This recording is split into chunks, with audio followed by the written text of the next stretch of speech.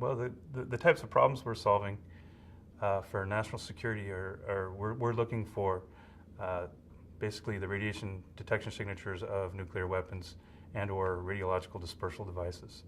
These are real threats, and if we can pick them up farther away from our country, that's a good thing, and we can do that with radiation detectors. There's unique signatures that we can look for, and we use specialized radiation detection systems that have to be dependable and verifiable. The scale runs the gamut in size from little small detectors we'll actually take in the field to do characterization studies, and we'll look around places we're going to install in larger systems. It tends to go to large systems right away because they're the most sensitive, and we'll install those and set those up, teach the end user how to use them, and then lots of times they'll say, well, we need additional detection systems, and typically they're smaller and probably more mobile.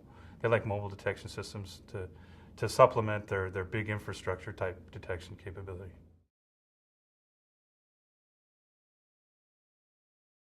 The high bay and the test track over at 3440 is huge. It's a singular location. It's a fantastic example of a test facility.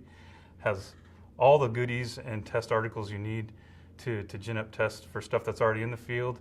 We can introduce new equipment, new concepts, place them over there, and test them against what looks to be almost a real environment.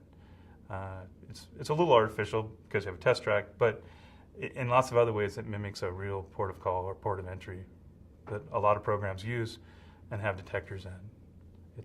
It's a really unbelievable place. I think it's unique across the government agencies and test facilities in the United States.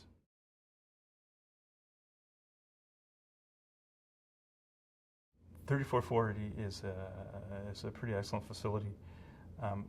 Not only are we drawing on the standard national lab stuff you can have, sort of integrity, not sort of commercial interest in any one thing, where we're impartial.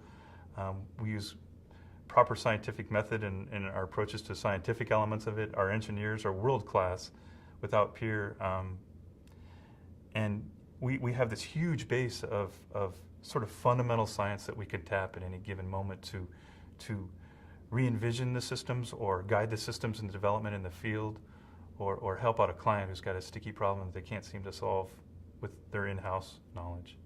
We're a national lab. It's pretty amazing what people know here. It covers detector development, just sort of the putting things together.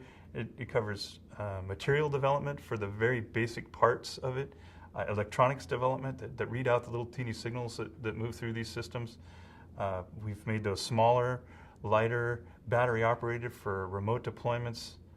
We've got materials that we've developed, even developed materials that exist already. We've re-envisioned so that they're faster and more capable, have a broader application out in the field for national security.